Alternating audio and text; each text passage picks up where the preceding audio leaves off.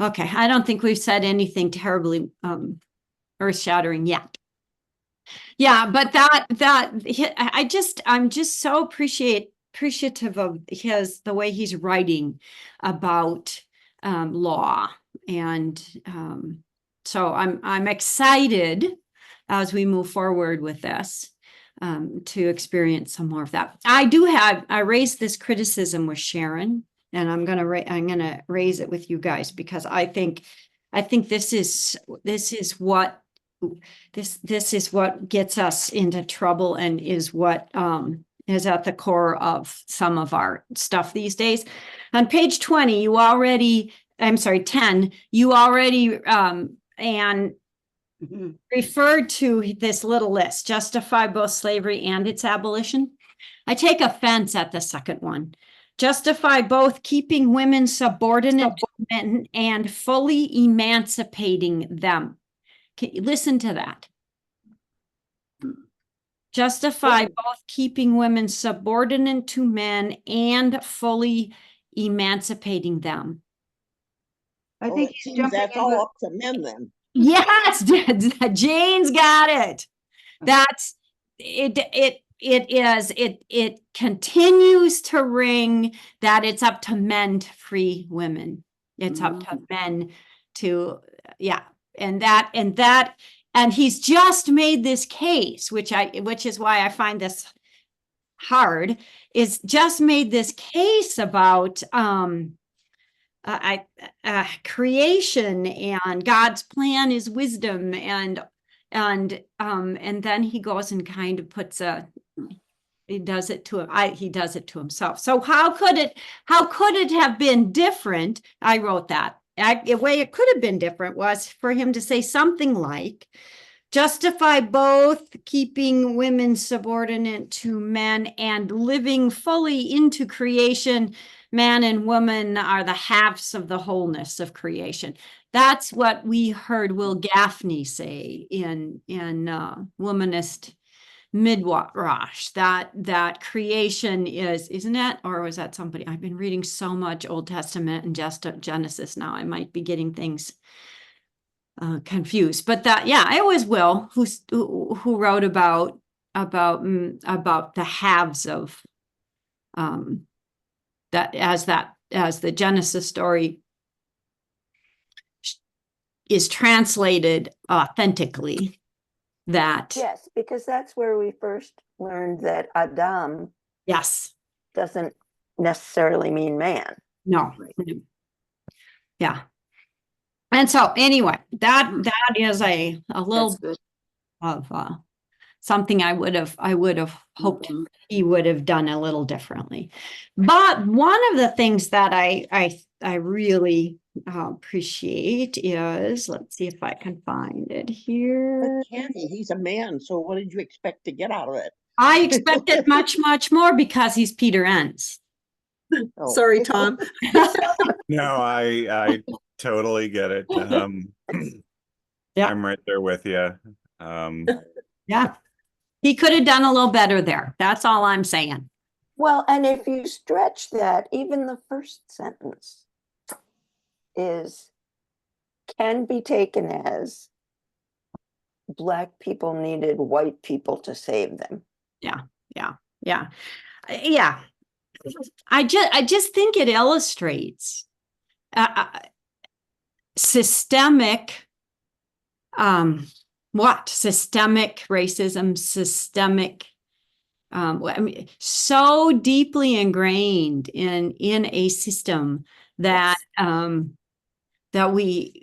what does it take to actually hear that?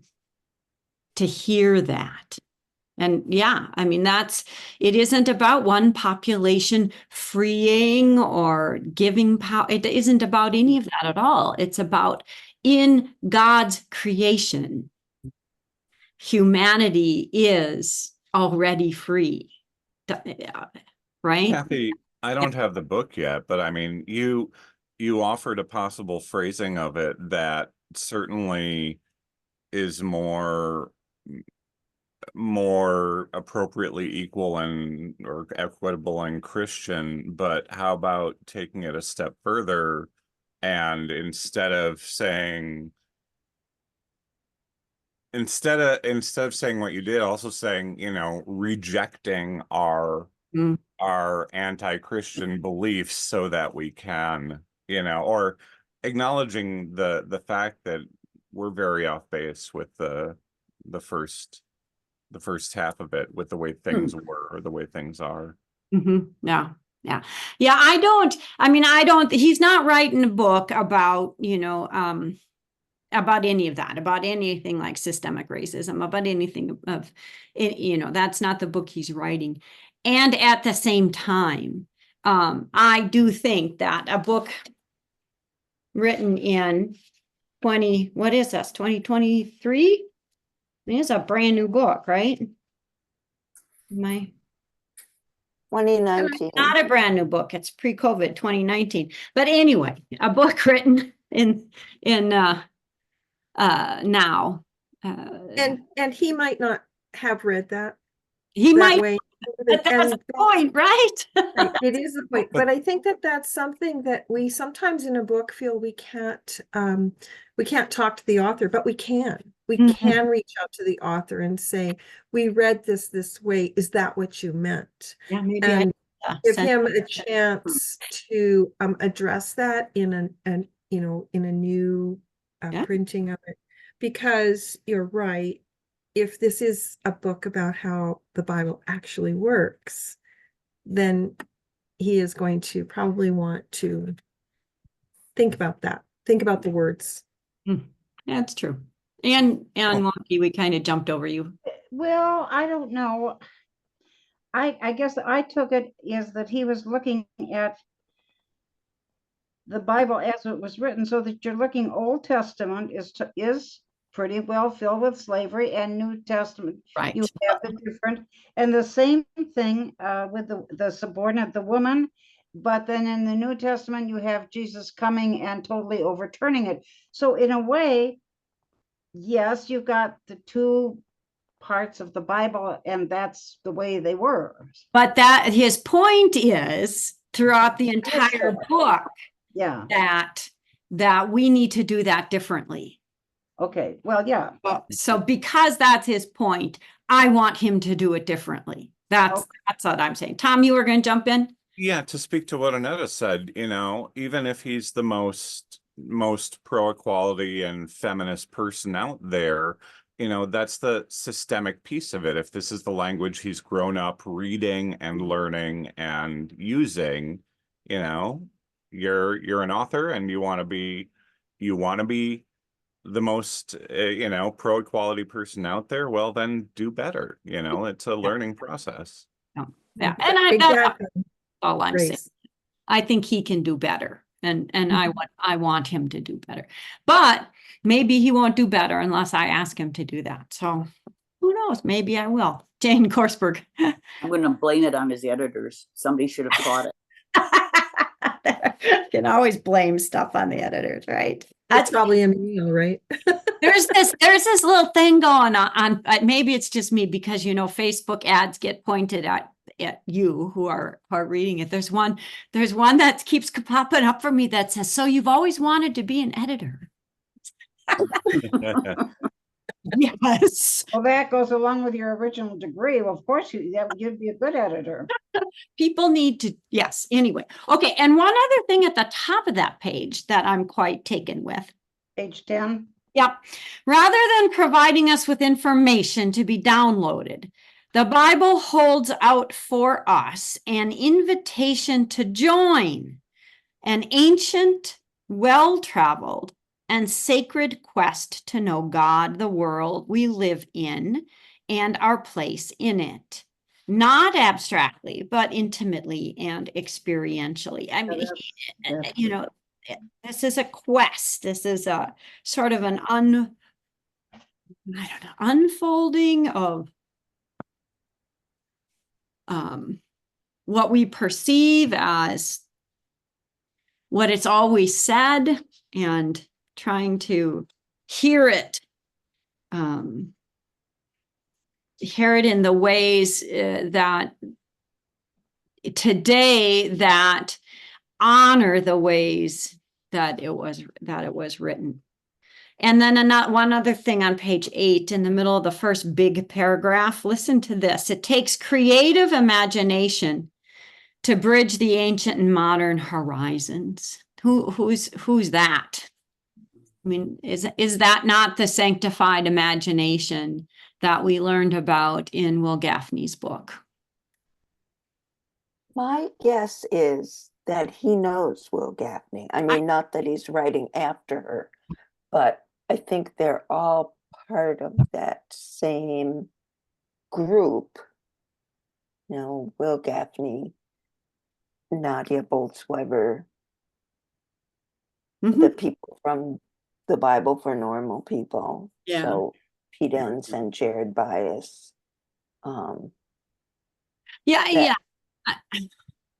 I think we can consider this group of people that you just named, the Society for Biblical Literature, though, you know, so many sort of contemporary writers and theologians, all part of that, are the theologians that are thinking and writing today. And yes, I think they do. They yell and scream and holler at each other like good rabbis should. Yeah. Speaking of which, I think they often include Rabbi Ruttenberg in the group. Yeah, and Winnie, whose last name I can never pronounce. Verghese. Yeah. Yeah. Yeah. Yeah. So diversity, one of the things that I think that has been held up as an important thing is that for some populations of people is that the Bible is what's the word I want to say?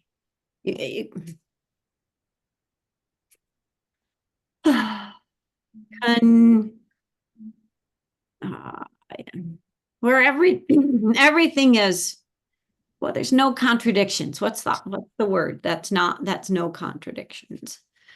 Incontroversial?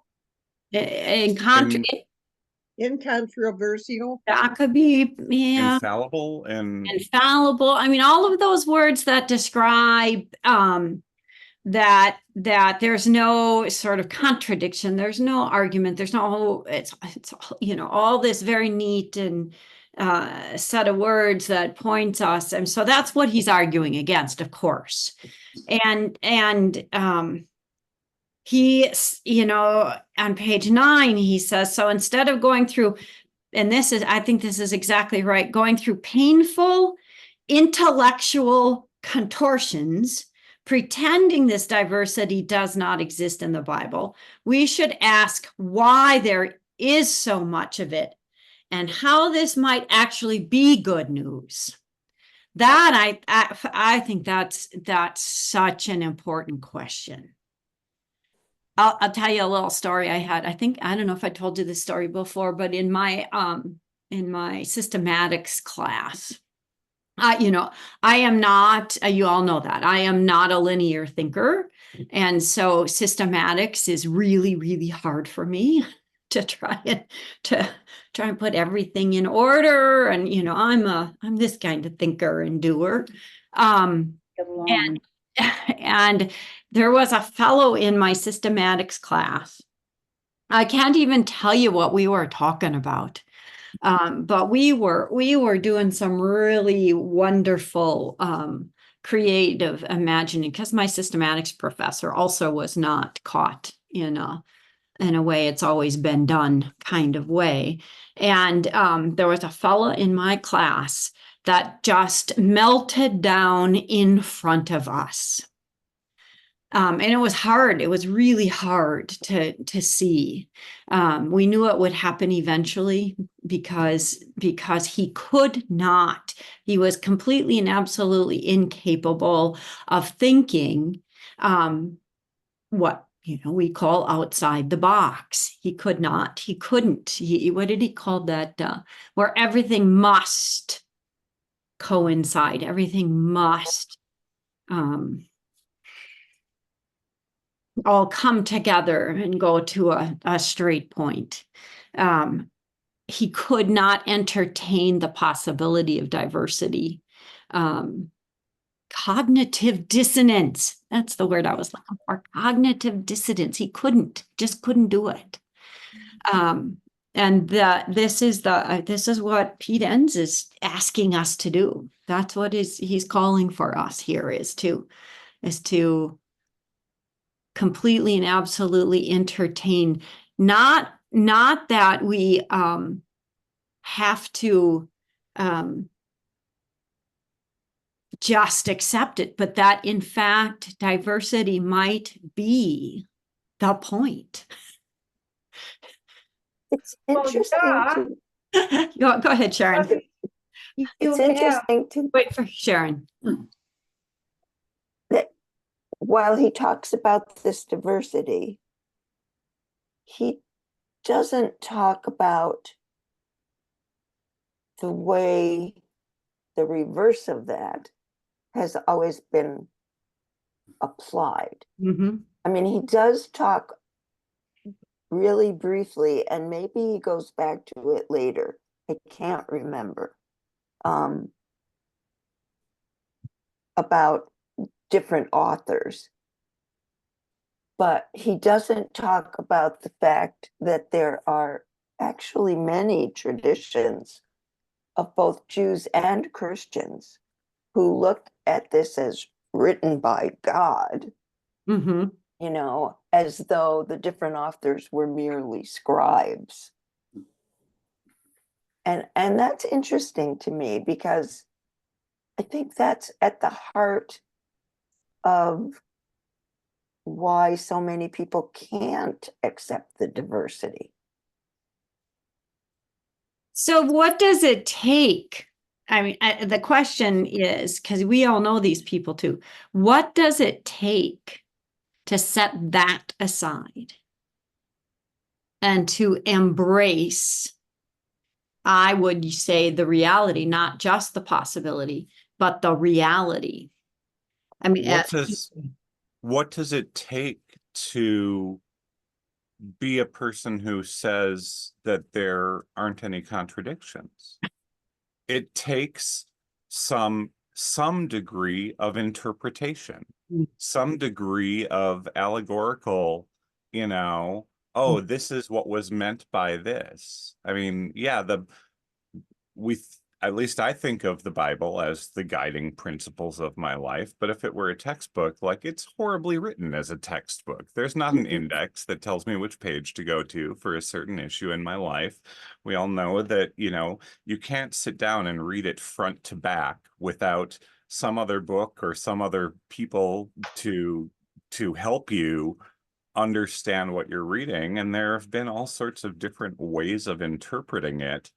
And we've got so many different translations, so many different interpretations, so many different people talking about how you can do that and how it applies to our lives. So imagine a world where that wasn't the case. Mhm. If it were just simple, God was saying A, B, C, D. Mhm. Yeah, I do believe it's either God's word or inspired by God, but it had different meanings to different people when it was written. And now we probably want to understand what was going on back then and the times and the situations back then and what's going on now to try to decide what God means for us with it now, with this timeless text. Yep. Yeah. Yeah. Jane Korsberg, you want to jump in? Yeah, of the three, ancient, Oh, ambiguous, yeah. diverse, I think ambiguous for me speaks of a certain a freedom of thought to kind of follow what's ambiguous and look around it. And of the three, that's the one I like to sit with. Well, it sure is different than certain. Right. Exactly. And give a freedom of being, that our Creator invites us to go there. Mm, You're not going to get smacked down for considering those things that are ambiguous and hard to figure out. You just Right. keep going back to them and back to them again, and it's not like you're going to find an answer this time. It's the freedom, it's the growing. yeah. I like The working through, right? yeah. And he mentions that, but isn't it interesting? The Bible tells us that we have to work out our salvation or our faith, Yes. and yet there's With- always supposed to be the perceived, in a lot of communities, that perceived end result. It's Right. not really yours. Here's Yeah. the path you got to take to get Yeah. to what we think is right. And that's part of what I came away from. It's like, Yes. when we work it out, it's going to look as different as each of us do. Right. It's when you're told just accept it, that's when you close the Bible and don't get into it, because I bother. Or you don't challenge it like, ever. right. Or like my father was told years and years ago is, well, you'll never understand it anyway. Yep. Yeah. Heard the same thing. Oh, don't bother. But aren't there still things that we would say are absolutes? And maybe they're different for us. Maybe they're the things that have spoken to us in our lives. Some people might say it's the 10 Commandments, and yeah, that's part of it. But for me, it's that there's this, at least through the gospel, like the undercurrent and the constant messages that God is love. Mhm. There are certainly things where if somebody came to me and said, I want to read the Bible, well, you gotta know this. Think about this Yeah. when you're reading it, because this is what matters. But isn't that, that doesn't mean that we all have the same path to get there, and to understand love. No. And loving your neighbor is going to look different in my life than in the life of somebody who's in a domestic abuse situation, right? Where I'm, content in my relationship, and yet in that situation, what is love? It's protecting yourself. It's walking away. It's keeping someone out of your life. And so I think the idea of love and having those absolutes doesn't mean that we don't have a different way to that love. I So- mean, I don't think I'm saying it clearly, Excellent but I idea, think you get excellent, the Annette, I point. guess. So can absolutes be diverse? Yes. Hmm. How do you think that, Anne? Meaning, can they be, well, yeah, so you take the idea of, so I was just finishing up of Ephesians this morning, my other reading.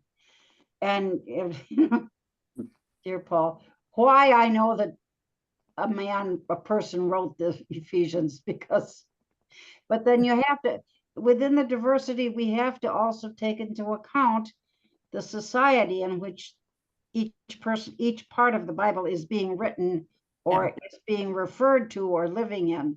So, of course they get grumpy when it says, now wives, pay attention to your husbands. And then he goes on, husbands, love your wife as Christ loved the church, which is definitely much more vague. The guys can, but what you're saying, that for someone who's having emotional or physical abuse, that's not love. That's what Well, and love is walking away. So there is, having completely crossed the bridge to be Paul's ardent defender. yeah. Everybody's Tom, laughing because I need have to- be like- remember that society at that time was very Well, what was happening in Ephesus? What was that church doing that prompted that letter? exactly. We have to, so when you're looking at the Bible, Sharon, we're looking at also, don't forget, we can't just look at it from the 21st century. Ancient. Yeah. But I'd like to ask Kathy that question. What's the question? Can, what was it? You asked us about, Can, can How absolutes can be something diverse? absolute be diverse? Mhm. Yeah, Don't Something ask along me those that. lines. yeah. I mean, I think the answer is that yes, I mean, and it's as Tom was describing, I mean, we'll all just, I think, describe that. What,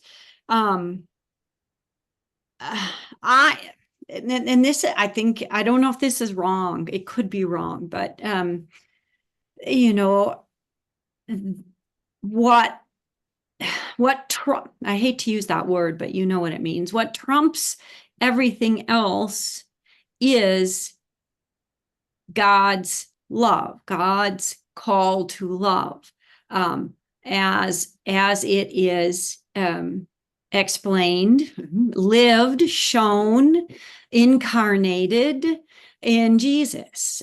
Love one another, love your enemy. The greatest of these is love. That for me is the absolute.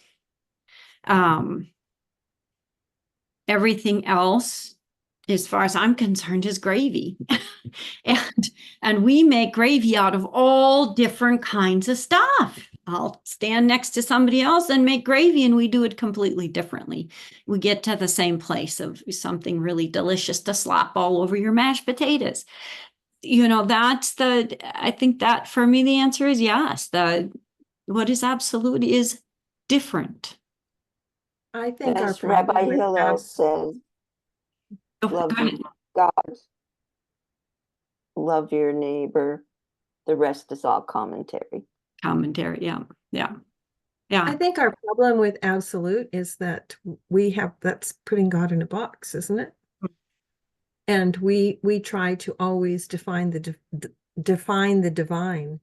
And when we do that, we just put him in a box. And so is that our struggle with absolute and diverse being different? We see them as opposites, but are they? Yeah. I mean, what's the question? The question is, in our humanity, how do we understand God? We can only understand what he reveals to us, and he reveals to us that we need to love our neighbor, and that's pretty vague. That means everybody. Well, and by coming together in a group, like we're all going to get different things from that and have different stories to tell and different personal experiences to share, and that's part of the growth. But we also, at least for me, I want to think about how I evangelize, because I think it might have been you, Annetta, who brought up the domestic violence. Trauma is so much more prominent than even we knew 20 years ago. And the last thing that we want to say to someone who comes to church, fresh from a domestic violence situation, is love your enemy. Like there are things that we still do even to this day that can be harmful to people who are in traumatic situations. Yeah. But I was thinking about the absolute piece. Even, it's easy to go to the Ten Commandments, but the creeds, Mhm. and what speaks to you in the creeds? What's your history with that? Like I always was caught by the descended into hell. It's like, wait, tell me more about that, because I don't remember that from the Bible. Maybe I think there was something in Second Timothy, what's going on here, but that was something, as I'd gone through it line by line historically, that was one of the places I got stuck. And I'm sure we've each got a different relationship with some of the absolutes that come from the church, not just straight from the Bible. Mhm. Yeah.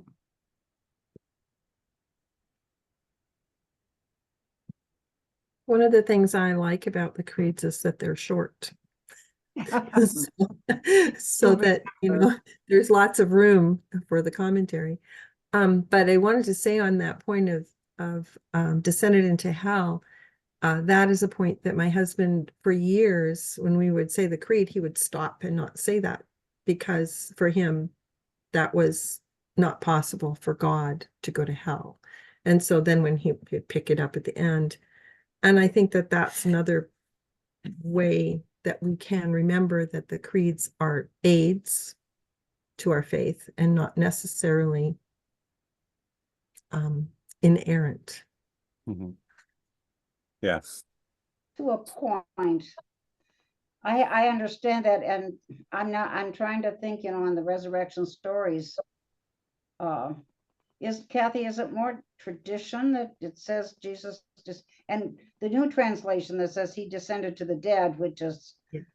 I prefer, Yeah. that he preached to the souls, and given the background, it would make sense to the people that, he had, to those who had not known Jesus, died beforehand, that Jesus was human, was and given. that's where he goes to hell. But he was God as well. So the other thing about the creeds, since we're stuck there a minute, is they're also ancient, right? Mhm. We're on the ancient. Yep. So we have to navigate them according to the remember, they culture had it- that they were written in. had a tremendous fights about the creeds. We Yeah. have many saints, Athanasius, I don't know if Augustine did, but they had it took a lot of, there was a lot of diversity going on there as to what they were going to write and say and agree on, and took a look. So it wasn't the box at all.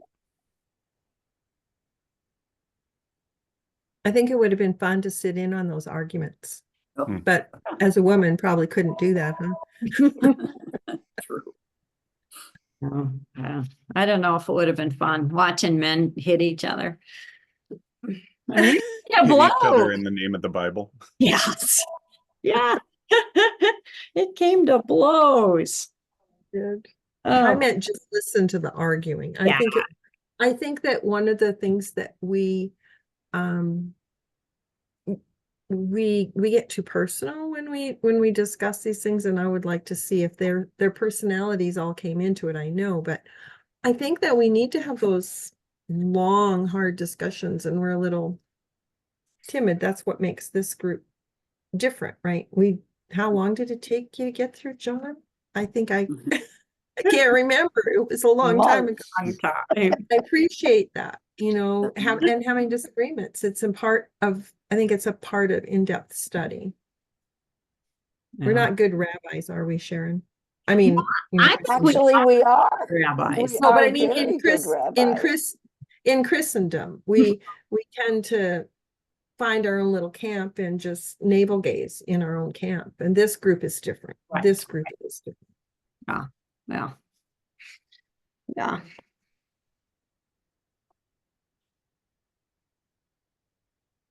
I think that Pete Enns would then talk about this I mean that's what he's doing, is talking about the diversity as wisdom, that and that's the good news, that we must understand this, that has been given to us as something that is supposed to be what's the word? Cogitated? Is that a good word? Over. It should be read and marked and inwardly digested, and that's the whole point of it, not to be just received as gospel truth, right? I mean, it's just so Requires exegesis and thought. yes. And I would say, as any ancient document does, we put this document and this different sort of plane because we've always used words like inspired word of God, which I will not argue with. I mean, I think that this is this is related to God and God's Spirit. But again, that doesn't mean it's not to be it's not to be criticized or evaluated or exegeted with responsibility and integrity in the context we live today, with full knowledge of the context in which it originally was given life. And that I think that is so very important. That's what we do. I'm not trying to convince anybody of anything we don't already know and do. But again, I think Tom's point a little ways back about what does it have to do for evangelism is a really important point. How do we do that? That comes to wisdom, right? How do we use this book appropriately? I think sometimes the idea that the book has all the answers, that's not using the book appropriately. But his comment on bottom of page 19 was, it's in italics, how the biblical writers themselves were already challenged by the need to move past a rule book mentality and respond to new circumstances with wisdom.